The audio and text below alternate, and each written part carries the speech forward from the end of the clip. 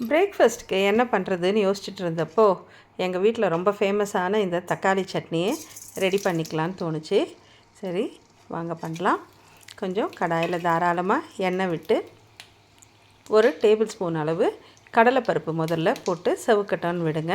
அது பாதி செவந்த உடனே இருக்கிற கரம் மசாலாலாம், ஏன்னா இந்த சட்னி செம்ம வாசனையாக இருக்கும், அதுக்கு பட்டை, லவங்கம், சோம்பு, ஜாதிபத்திரி, பிரிஞ்சி இலை, இப்படி எல்லாத்தையும் கொஞ்சம் எள்ளி போட்டுக்கோங்க.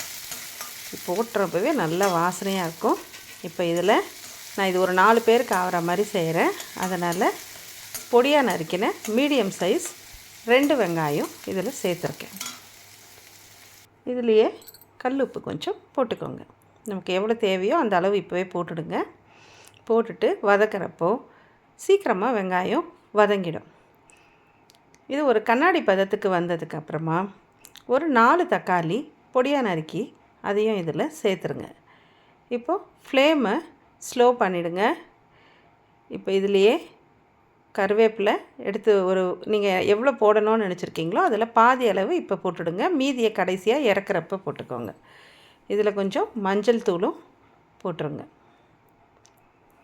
மஞ்சள் தூள் போட்டு நல்லா கலந்து விட்டு ஃபுல்லாக ஸ்லோ பண்ணி மூடி வச்சு கொஞ்சம் வேகட்டோன்னு விடுங்க. தக்காளி நல்லா வெந்துடும். இப்போது அது நல்லா மேஷ் பண்ணி விட்டுக்கோங்க. இப்படி இந்த மாதிரி பண்ணதுக்கப்புறமா ஒரு அரை டம்ளர் தண்ணி ஊற்றி இந்த வெங்காயமும் தக்காளியும் இன்னும் நல்லா வதங்கட்டோன்னிட்டுன்னு மூடி வச்சு வேக விடுங்க. இதில் சேர்க்கறதுக்கு இப்போ ஒரு பேஸ்ட் ரெடி பண்ணணும். அதுக்கு ஒரு அரை மூடி தேங்காய் எடுத்திருக்கேன். அதில் ஒரு 10 பச்சை மிளகா, கொஞ்சம் பொட்டுக்கடலை, அது ஒரு டீஸ்பூனோ இல்லை ஒரு டேபிள் ஸ்பூன் அளவு இருந்தால் போதும். இது திக்கனிங்காக தான். இப்போ இதை போட்டு நல்லா அரைச்சிட்டு இந்த வெங்காயம் தக்காளி வெந்ததுக்கப்புறம் அதில் இந்த தேங்காய் பேஸ்ட்டை சேர்த்துருங்க. இந்த தேங்காய் பேஸ்ட்டை அரைக்கிறப்போ இதில் கொஞ்சம் சோம்பு கூட வேணுன்னா போட்டு அரைங்க, இன்னும் நல்லா வாசனையாக இருக்கும். இது ஊற்றி கொஞ்சம் ஒரு கொதி வந்த உடனே இது ரொம்ப கெட்டியாக இருக்கிற மாதிரி இருக்கும். அப்போ தண்ணி ஊற்றி இது உங்களுக்கு எவ்வளோ பதத்துக்கு வேணுமோ அந்த அளவுக்கு ரெடி பண்ணிவிட்டு ஒரு கொதி வரட்டோன்னுட்டுன்னு விட்டு நிறுத்திடுங்க உடனே. இப்போ இதில் கொத்தமல்லியும் இந்த மிச்சம் இருக்கிற கறிவேப்பிலையும் தூவி எடுத்து வச்சுடுங்க. இப்போ இதுக்கு தொட்டு சாப்பிட்றதுக்கு தோசையோ இல்லை இட்லியோ வேணும் இல்லைங்களா? இப்போ தோசை ஊற்றிக்கலாங்களா? ஒரு 2 தோசை நிதானமாக சுட்டு எடுத்துக்கோங்க. மூடி போட்டு சுட்டு எடுத்தால் இதுக்கு ரொம்ப நல்லாயிருக்கும். திட்டமாக எண்ணெய் ஊற்றி இப்படி தோசை ஊற்றினதுக்கப்புறமா உடனே எண்ணெய் ஊற்றாதீங்க, அது செவுக்காதுன்னு சொல்லுவாங்க. இது மாவு வேறு நான் இப்போ அரைச்சது தான், அதனால் கொஞ்சம் செவுக்காது தான். இதில் மூடி போட்டு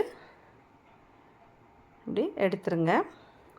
இதை அப்படியே மடித்து உங்களுக்கு எத்தனை தோசை வேணுமோ அத்தனை சுட்டு எடுத்துக்கோங்க.